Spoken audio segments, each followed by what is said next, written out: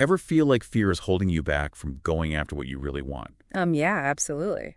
Today's deep dive is all about understanding those roadblocks and rewiring ourselves for success. Sounds good. We're taking a deep dive into a fascinating interview with a top motivation expert. Okay. He breaks down why we get stuck and shares some surprisingly simple strategies to break free. What's interesting is how this expert doesn't just talk about overcoming fear in a vague, be more confident way. Right? He digs into the psychology behind it, even gets a little spiritual, and comes out with really practical tools we can use. Okay, so let's unpack this. He jumps right into this idea of primal versus intellectual fears. Yeah, what is that exactly? It's like our ancestors were running from saber-toothed tigers and we're stressing over deadlines and what people think of our latest Instagram post. I know, so true. But our brains often treat them the same way. Yeah. Exactly. Yeah. He actually tells this great story about a friend who lived with an indigenous tribe deep in the Amazon rainforest. You'd think that'd be peak primal fear territory. Right? But even there, it was the everyday anxieties, the self-doubt, the what if I fail thoughts that held people back the most. Really? And this is where it gets really interesting. Here's where it gets really interesting. Because I always thought, okay, if it's just in my head, I can logic my way out of it. Mm-hmm. But this expert points out that our bodies can't tell the difference between a real threat and something we're just imagining. I see. So even if the fear itself isn't based in actual danger, the stress hormones, the racing heart, that whole physical response, it's all very real. That makes sense. No wonder we get stuck. And that's why just telling yourself, don't be afraid, doesn't usually work. I tried that. We need to rewire our thought patterns at a deeper level. So how do we do that? And he offers a really practical technique for this called changing your second thought. So how can you actually change your thought patterns? I'm all ears. It starts with awareness. You can't change what you don't acknowledge, right? So first you notice those negative thoughts or judgments as they pop up. The expert actually uses this funny example of catching himself judging people in the grocery store. We've all been there. Oh, absolutely. Sometimes I have to stop myself from making up whole life stories about people based on what's in their shopping cart. Exactly. So the key here is that you don't beat yourself up for having the initial thought. Instead, you focus on changing your second thought. Instead of getting caught in the negativity, the expert would intentionally think of 3 things he liked about the person. It might sound silly, but consciously shifting your focus like that over time can actually rewire your brain to be more positive. That's so interesting. It's like training your brain to go to a more empowering place, even if the first thought isn't super helpful. Exactly. And this idea of consciously shifting our focus ties into another major theme from this interview, the power of why. I'm so glad you brought that up, because this is where I think a lot of us get tripped up. We set goals, but we don't always connect with a deeper reason why those goals matter to us. Right. He's not just talking about surface-level motivation here. He's talking about uncovering that deep driving purpose, the why that fuels you even when things get tough. He shared this really impactful anecdote about a coaching client who came to him wanting to make $100,000. Initially, it seemed like a purely financial goal, right? You'd assume it's about the money, sure, but there's always something deeper. Always. So he kept asking the client why. Why is that goal important to you? And they eventually uncovered the client's true motivation. He was terrified of his kids growing up in a dangerous neighborhood. He wanted to provide a better life for them. That deep love for his children, that why, became the driving force behind his actions. Wow, that's such a powerful example. So what does this all mean for someone listening who might be thinking, okay, I want to find my why, but where do I even start? He actually recommends a really simple exercise. Take a goal you're currently working towards, or maybe one you've been putting off, and just start asking yourself why. Write down your answer. Then ask why. Again about that answer. Keep going, digging deeper each time. You might be surprised by what you uncover.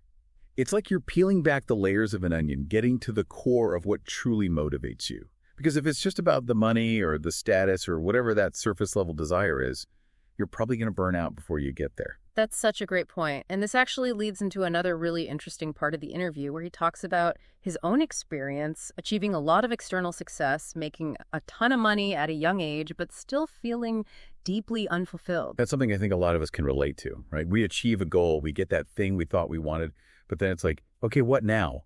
There's this sense of emptiness or this feeling that something's still missing. He describes it as withering away, even though on paper he had everything he thought he wanted.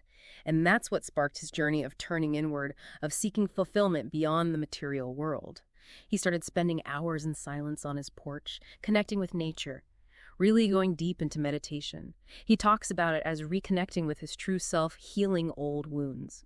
That resonates with me. I've definitely found that when I'm feeling lost or uninspired, it's often because I've been so caught up in the doing that I've neglected that inner work, that connection with myself. And he actually shares this really powerful story about that. He found a letter his father wrote before passing away. In it, he urged his sister to live with courage, love, and laughter. And for this expert, it was like a message directly from the universe, this reminder that those are the things that truly matter, the things that bring lasting joy and fulfillment. It's so easy to get caught up in the hustle, to think that happiness is something we achieve once we reach a certain level of success or acquire enough things. But what if true fulfillment comes from cultivating those qualities within ourselves, the courage, the love, the laughter, regardless of our external circumstances? Absolutely. And he's not saying you have to abandon ambition or material goals. He actually found that connecting with his spiritual side didn't diminish his drive. It just allowed him to approach his goals from a place of peace and flow, not anxiety and fear. He was no longer white-knuckling his way through life. So it's not about choosing spirituality or ambition. It's about finding that balance between the inner and outer worlds. And I think where a lot of people listening might be saying, okay, that sounds great in theory, but how do I actually do that? How do I find time for meditation and self-reflection when I'm juggling a million things? That's the million-dollar question, right? And he acknowledges that it's a constant practice, a journey, not a destination. He still has moments where he gets caught up in the busyness, the to-do lists, but he's learned to recognize those patterns and consciously choose to come back to that place of presence. He talks about the importance of creating even just 5 minutes each day for self-awareness. 5 minutes? That feels totally doable even on the most hectic day. But what does that actually look like? What are we doing in those 5 minutes? He's not dogmatic about it. He emphasizes that it's not about forcing yourself into a specific practice. It's about finding what works for you. Okay. For some people, it might be meditation or spending time in nature. For others, it might be journaling or listening to music. I could see that. The key is to create space for stillness, for introspection, for connecting with that deeper part of yourself. It's like hitting the pause button on the constant stream of thoughts and to-dos, and just being present with yourself for a few moments.